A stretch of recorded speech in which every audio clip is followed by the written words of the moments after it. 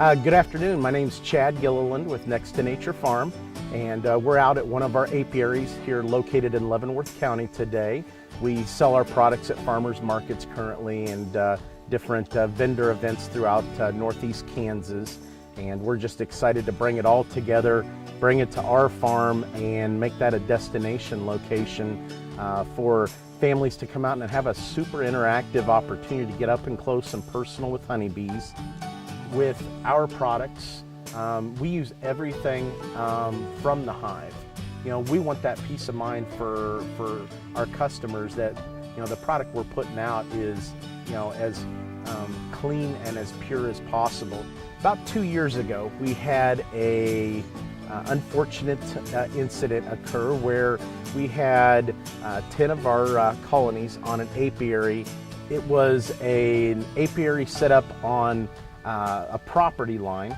The adjacent property owner decided that they were going to spray a herbicide, a combination of herbicides, on a hayfield to clean up all the wildflower blends that had, you know, over the last year or two grown up in the hayfield. The hayfield hadn't been utilized for hay. We didn't have a good opportunity to make that critical tie-in and meet the property owner. That way it gives us an opportunity to educate, you know, the property owner of, here's our bees, you know, if you're going to spray a pesticide, give us a call, you know, 24 hours in advance, so potentially we might be able to do something to protect the colonies. We can shut them up for a day and then shade them so that they don't overheat. We can also educate the property owner of, you know, when's the best time to spray. Mornings and evenings are the best time to spray, because what you're doing is you're giving a dry time for that chemical. In the evening, you're getting a good 10 to 12 hour period before the next morning when bees will be out foraging and other native pollinating insects. And when you can give that time for the chemical to dry to the touch, then the negativity or the chances of potentially damaging or causing, you know, a health concern for a honeybee or another native pollinator is greatly reduced. You know, every applicator should understand that the label is the law, and when you have a product that says do not spray over 15-mile-an-hour wind speeds, there's a reason for that, because that product may carry further than other products. It may say limit the spray application to temperatures of, you know, 75 degrees or less, so not spraying in the middle of the day when it's 90 degrees, which can cause volatilization of the chemical. And if you have a 90-degree day, you're spraying, let's say, a herbicide like 2,4-D, it volatilizes. It becomes more than just the droplets that drift. It becomes a vapor, and the vapor carries so much further and can do so much more damage for honeybees, native pollinators, specialty crops, and off-point, you know, plants and foliage that surround the field that's being sprayed. What we saw was, one, we had drift. The wind was blowing directly to the hives. Two, it was in the middle of the day when we have our peak foraging by honeybees, butterflies, other native bees. It's not necessarily going to affect the adults, but when they take it back to the hive, what we see is it's magnified in its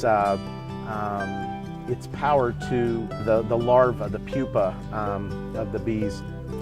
You know, they're fed a combination of nectar and pollen together, which is bee bread that's fed to the larval stage bees, and any amount or trace of a fungicide or herbicide, insecticides, plus that combination of all of them coming together to make a slurry of chemicals in the bee bread.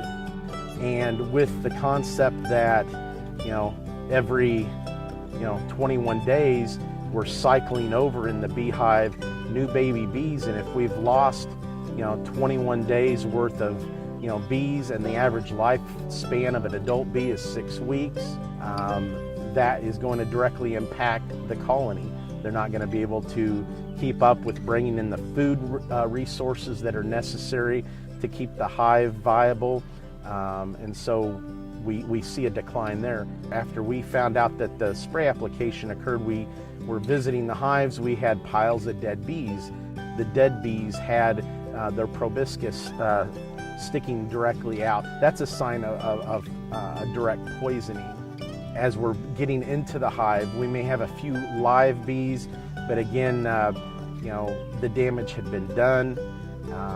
We lost those 10 colonies. So for us, those 10 colonies equated to about an $8,000 loss.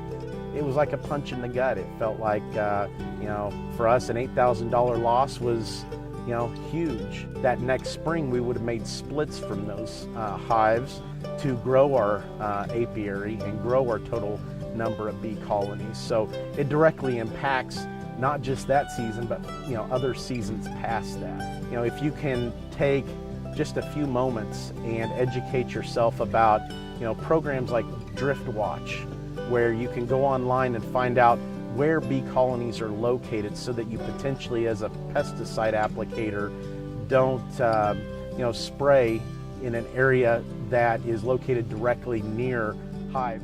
If you have to spray, locate that beekeeper and take the initiative to ensure that those beehives can be protected, because without native pollinators and honeybees, our world and agriculture in general throughout the world would be impacted greatly.